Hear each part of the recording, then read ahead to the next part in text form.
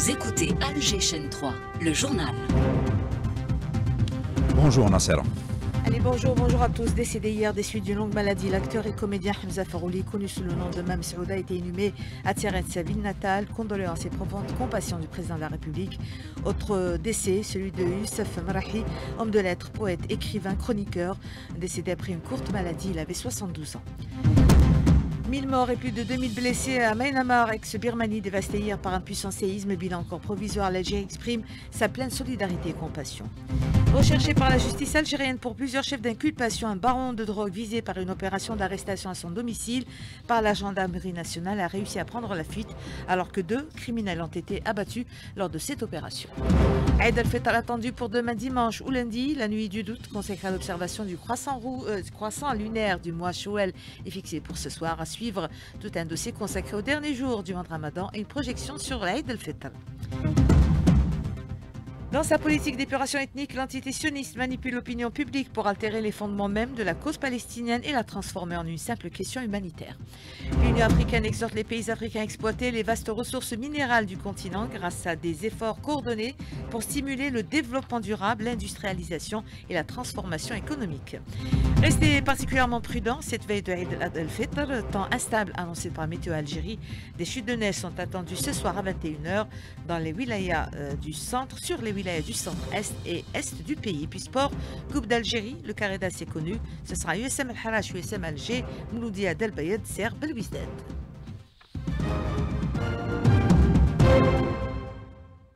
Bonjour, merci de vous joindre à nous. Décédé hier des suites d'une longue maladie, l'acteur et humoriste Hamza Farouli, plus connu sous le nom de Mam Saouda, a été inhumé hier après-midi au cimetière de la route de Ain Qassimat à Tiaret, en présence d'un public nombreux ainsi que des autorités locales. Le président de la République a présenté ses sincères condoléances et exprimé sa profonde compassion à la famille du défunt ainsi qu'à l'ensemble de la famille artistique et culturelle suite au décès de l'une de ses figures les plus marquantes qui a marqué de son empreinte, écrit dans son message le président, les esprits des Algériens durant plusieurs décennies. Autre décès, celui de Youssef Marahi, écrivain, chroniqueur et homme de lettres et poète. Il est décédé après une courte maladie à l'âge de 73 ans. Toute une page lui sera consacrée à la fin de ce journal. Nous vous le disions en titre, on va parler de cette lutte contre la criminalité, recherchée par la justice algérienne pour plusieurs chefs d'inculpation. Un baron de drogue visé par une opération d'arrestation à son domicile a réussi à prendre la fuite. Les détails avec vous, Nala Bekralas. Oui, l'opération menée sur le terrain par le détachement de la gendarmerie nationale visait à interpeller ce baron de la drogue dénommé Melou Imem, recherché par la justice algérienne et faisant l'objet de plusieurs mandats d'arrêt. Les renseignements obtenus ont permis de localiser le baron à son domicile situé dans le village de Slem, dans la commune frontalière de Beblas, wilaya de Tlemcen. Le criminel qui se trouvait avec son frère à son domicile a ouvert le feu sur le détachement de la gendarmerie nationale, blessant un officier de la gendarmerie transféré à l'hôpital de Marnia. Le baron de drogue a pris par la suite la fuite à bord d'une voiture avec 2 autres criminels qui tentaient de l'exfiltrer. Le détachement de la gendarmerie a tiré sur le véhicule, éliminant ainsi les 2 criminels complices du baron. Ce dernier a pris la fuite. L'assaut sur le domicile du baron a fini par l'arrestation de son frère. L'opération a permis de récupérer un pistolet automatique, un véhicule utilitaire, 14 téléphones mobiles et une machine à compter les billets. 1000 morts et plus de 2000 blessés, c'est le dernier bilan encore provisoire du séisme qui a dévasté hier la République de Myanmar, ex-Birmanie.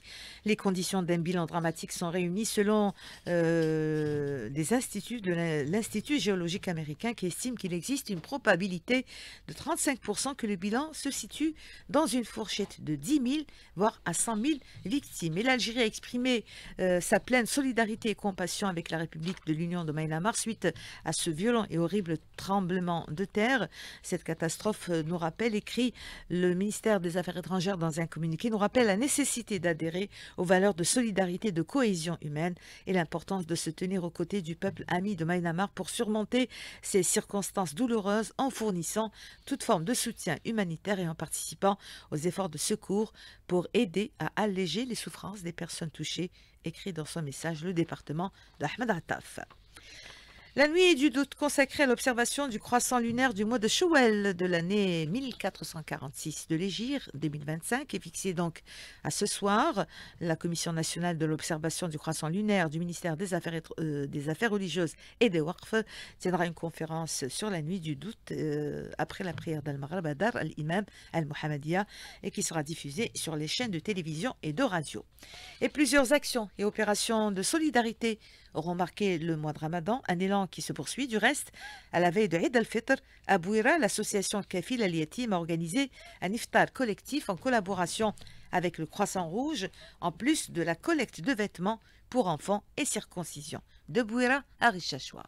Alors que le mois de Ramadan touche à sa fin, l'esprit de générosité et de solidarité ne s'arrête toujours pas. Plusieurs actions caritatives marquent cette période, témoignant l'engagement du mouvement associatif et des autorités locales à perpétuer les valeurs de partage et d'entraide. Le cas de l'association Kafil Yatim de Mchidala qui a organisé un iftar collectif à l'honneur des orphelins et aussi des habits de l'Aïd leur seront offerts. Tessadit Bar, présidente de l'association. Durant le mois, on a partagé 550 couffins et aussi on a préparé l'habillement de 80 à 100 enfants orphelins pour l'Aïd, Inch'Allah. Et tout ça, c'est grâce aux personnes, les bienfaiteurs qui nous aident. Dans le même élan de solidarité, la PC de Chorfa, d'une touche festive, marque la circoncision de 13 enfants. Daesh Mlel, le PAPC. 13 enfants circoncis au niveau de l'hôpital de Mchidala. Nous avons organisé une petite soirée à leur honneur avec la présence de leur famille. L'initiative est saluée par les invités et les parents. Je suis très content de partager cette joie, c'est la joie des enfants à l'occasion de leur circoncision. L'initiative l'Ali, Inch'Allah, استعملنا. أخوي يعطيهم الصحة. الله يبارك الله يبارك. Bouira, Aris-Chachoua, Adjichin 3. Et comme c'est le cas chaque année, tout un programme de permanence a été tracé par le ministère du Commerce pour assurer le service durant les 3 jours de Eid al-Fitr. C'est le cas à El-Mnira où les commerçants, toutes activités confondues, ont été instruits pour rester ouverts durant les jours de l'Aïd sous peine d'être passibles de sanctions. Mahfoud Karkar. Un programme de permanence a été établi à Mnira à travers ces 3 communes pour assurer l'activité commerciale pendant les 3 jours du Eid al-Fitr. Nordin Mqaddem, directeur du commerce. 55 commerçants, 6 commerçants concernant la boulangerie, concernant l'alimentation générale, 27 commerçants ont été réquisitionnés, les marchands de fruits et légumes, 6 commerçants concernant les services, 16 commerçants parmi les stations de service, les fast-food. La direction du commerce a réquisitionné une unité de production du lait pasteurisé et une unité de production de l'eau minérale. Les commerçants qui ne respectent pas la permanence sont passibles de sanctions. Nous avons donc réquisitionné ces commerçants par la notification d'une réquisition écrite signée par le commerçant lui-même qui peut être passible de sanctions administratives et judiciaires en cas de non-respect de cette permanence. Aussi, la direction a mobilisé 6 agents avec un coordinateur qui vont sillonner tous les commerçants qui ont l'effet de s'enquérir du respect de la permanence. Et dans le cas contraire, il y a des mesures qui vont être prises à l'encontre de ces commerçants récalcitrants par l'établissement de procès-verbaux et infliger des amendes comprises entre 30 000 dinars et 200 000 dinars avec la proposition de fermeture du local pendant une période de 30 jours. Cette liste de permanence a été publiée sur les réseaux sociaux pour informer les citoyens. De l'Mnia, Mahfoud Karkar pour Al-Jishan 3. Le mois de Ramadan, mais aussi Eid al-Fitr, est une occasion pour mettre en avant les spécificités de chaque région. À Constantine, Mina Maskalji est une dame qui défend jalousement le patrimoine national et particulièrement celui de Constantine. Elle travaille à sa promotion, y compris via les réseaux sociaux. Haït Kerbois est allé à sa rencontre.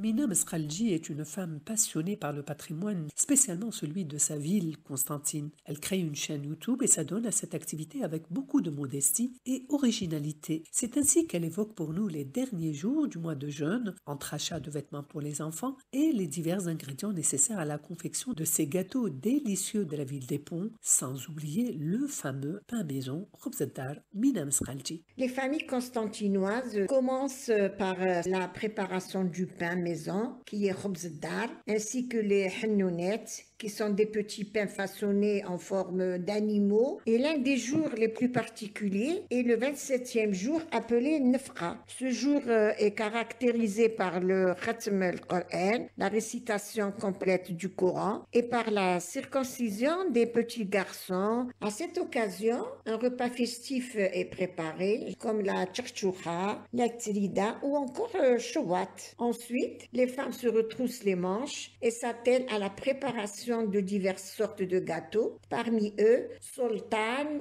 Sinia, le makroud trônent fièrement parmi les douceurs orientales. Utiliser les réseaux sociaux et les nouvelles technologies d'information pour préserver notre patrimoine, c'est là le cheval de bataille de Mina Mesralji, et il faut dire que pour elle, c'est un sacerdoce. Constantine, Hayat Kerboua, Alger 3. Direction Mostaganem, l'effervescence de Eid al-Fitr se fait déjà sentir. À l'approche de cette fête tant attendue, les habitants s'activent dans les derniers préparatifs. Entre les ruelles animées, les marchés bondés et les magasins pris d'assaut, l'ambiance est à la fête, nous dit Yamina Hamdoud. Dans le centre-ville, les commerces ne désemplissent pas. Boutiques de vêtements, parfumeries et bijouteries connaissent une affluence exceptionnelle. Les familles, soucieuses d'être prêtes pour le jour de l'Eid, choisissent avec soin de nouvelles tenues pour leurs enfants afin de marquer l'occasion. C'est une tradition pour nous d'acheter de nouveaux vêtements pour les petits. Déjà, راهم مقلقين de forcer leurs habits neufs et aller salir la famille. Chaque année, c'est pareil. On attend le dernier moment pour acheter ce qu'il manque. Mais c'est aussi l'esprit de l'Eid. On croise des amis, on sent l'ambiance festive. Et malgré la foule, c'est un plaisir de se préparer pour cette fête. Les enfants, quant à eux, attendent cette fête avec impatience. Miasa nous raconte ce qu'elle aime le plus pendant l'Eid. J'adore porter mes nouveaux vêtements et aller voir mes cousins. On reçoit beaucoup d'argent de la part des grands et avec, on achète ce qu'on veut. À Mostaganem, l'esprit de l'Eid est bien présent. Entre ambiance festive et moments de convivialité, chacun se prépare avec enthousiasme pour célébrer cette journée dans la joie et le partage. De Mostaganem, Yamina Hamdoud pour Alger 3. La gare routière du Caroubier d'Alger ne désemplit pas, elle connaît une très forte affluence de voyageurs à cette période qui annonce un long week-end et qui coïncide avec Eid al-Fitr. Reportage sur place, Maïl Mimouni. À la veille de la Eid al-Fitr, la gare routière du Caroubier d'Alger connaît une très forte affluence de voyageurs. Sur place, les voyageurs attendent les départs. Nous nous sommes rapprochés de certains d'entre eux. Je vais aller à Djelfa, Inch'Allah. Je travaille à Alger.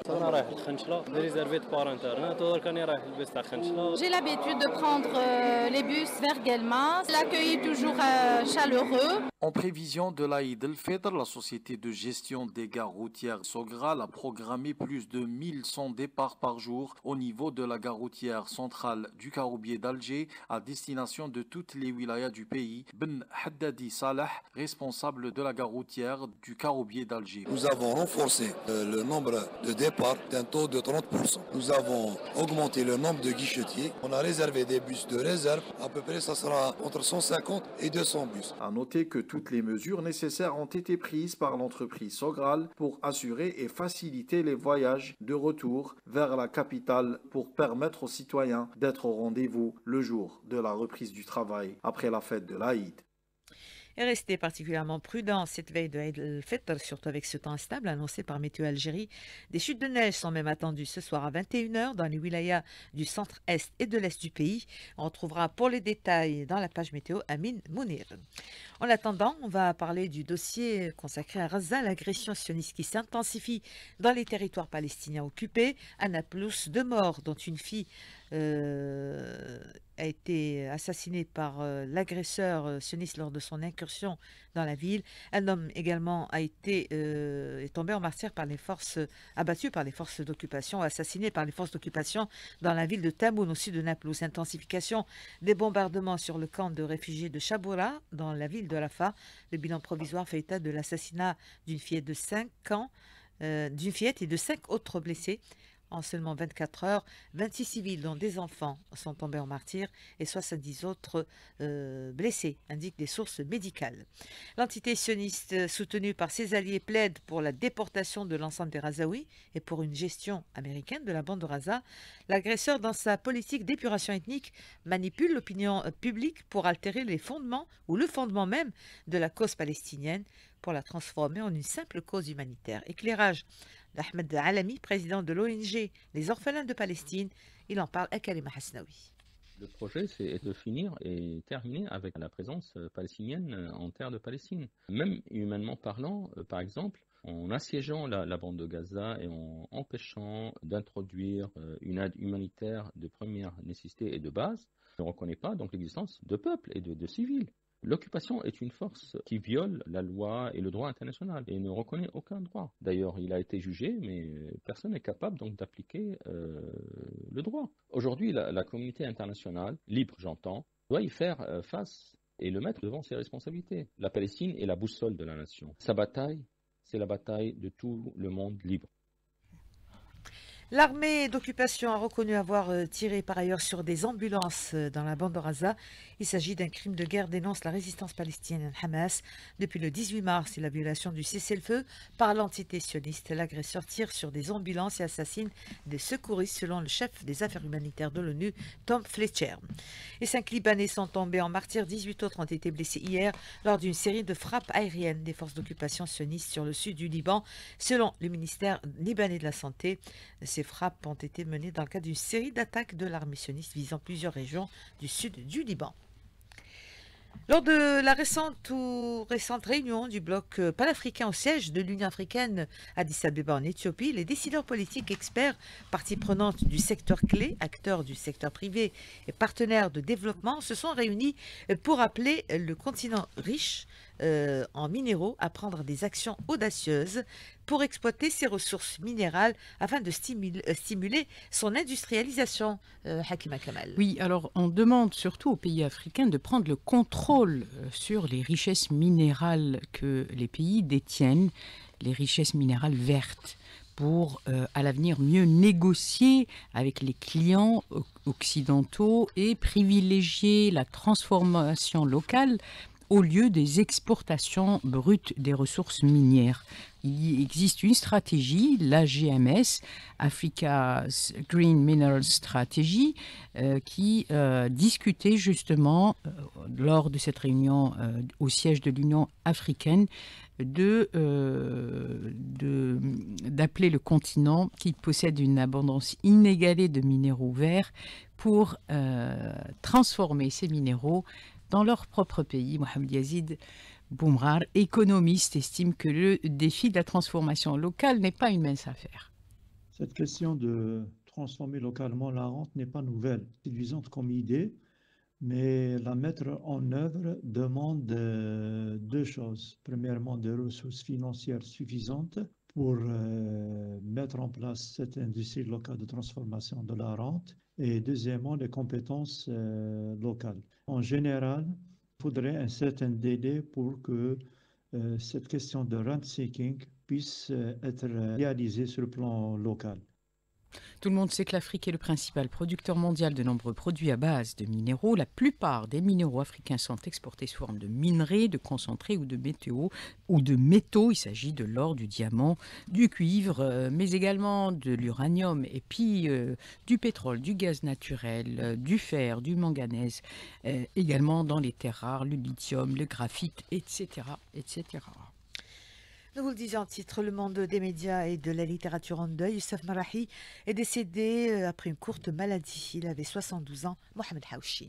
Administrateur bien connu, mais aussi poète, écrivain, journaliste, essayiste et chroniqueur tout à la fois, notre cher ami Youssef Marahi vient de nous quitter malheureusement à l'âge de 73 ans des suites d'une courte maladie. Ancien énarque, respectable et respectueux, le regretté Youssef Marahi avait assumé les fonctions d'abord de secrétaire général du centre de formation administrative de Tizi Ouzou, puis celle de directeur de la réglementation et des affaires générales à la Wilaya, et ce avant d'être nommé secrétaire général du Haut Commissariat à la Mazérité. Né le 12 janvier 1952 à Tizi Ouzou, Youssef Marahi aura donc fait une longue carrière dans l'administration locale, et ce avant de se découvrir une vocation d'homme de lettres très prolifique dans la ville des Genêts. Les librairies et le monde des livres l'ont toujours ravi à ses proches et à sa famille, lui qui a adulé les illustres écrivains algériens tels que Mouloud Mamri, Mouloud Feraoun, Mohamed Dib, Assia Djebbar ou encore Yasmina Khadra. Grand ami de la radio nationale, il ne refusait aucune sollicitation ni à la moindre interview, comme ce fut le cas tout récemment, où il nous relatait avec son humour typiquement tizouzien la trame de son dernier roman Brin de mémoire, paru aux éditions ML, où il aura peint de beaux tableaux sur le charme et l'histoire fabuleuse de sa chère ville des Genêts. C'est un condensé mémoriel dans lequel je fais un appel à ma mémoire pour mettre en évidence la ville de Tizi Ouzou d'abord, ensuite les les gens, ceux que j'ai connus, ceux qui m'ont honoré de leur amitié, ainsi que certains faits et gestes. Et à la fin du livre, j'ai fait appel à tous ceux qui ont écrit sur Tizi Ouzou. Adieu l'ami, adieu Youssef, adieu l'artiste. Tizi Ouzou, Mohamed Haouchine pour l'IGN 3. Et parmi les réactions qui témoignent de la tristesse face au décès de Youssef Marahi, la réaction de Nabila Goumézian, directrice de la culture de la wilaya Tizi Ouzou, contactée par Nadia Siassi. Avec beaucoup de tristesse et affliction que nous avons appris le décès de Youssef Marahi, un grand homme de lettres, un homme de culture, un cadre qui a marqué l'administration par sa gestion, aussi bien au HCA, mais également aussi au niveau de la wilaya Tizi Ouzou. C'était un homme extraordinaire, très généreux, toujours disponible pour la culture, pour les bonnes actions. Moi, j'ai eu le privilège de le connaître. Moi, je le considérais comme un père, un ami, un confident, un conseiller. C'est véritablement une grande perte pour la culture algérienne, pour la littérature nationale. Je tiens à présenter mes condoléances à toute sa famille, à ses proches, mais également à toute la famille artistique. Ultime recueillement à la mémoire du Youssef Marahi cet après-midi entre 14h et 15h à la Maison de la Culture Mouloud Mamri, où sa dépouille sera exposée. Youssef Marahi sera enterré dans son village ou dans le village Issiakhen ou Meddour à Wadaïssi, dans la wilaya Tizi Ouzou. On arrive au sport, les Hamouch, pour parler bien évidemment de la Coupe d'Algérie. Le Caredas est connu. Il mettra aux prises tout d'abord l'USM Al-Harrach à l'USM Alger. On connaît la date et l'heure de cette rencontre qui se jouera le mardi 15 avril.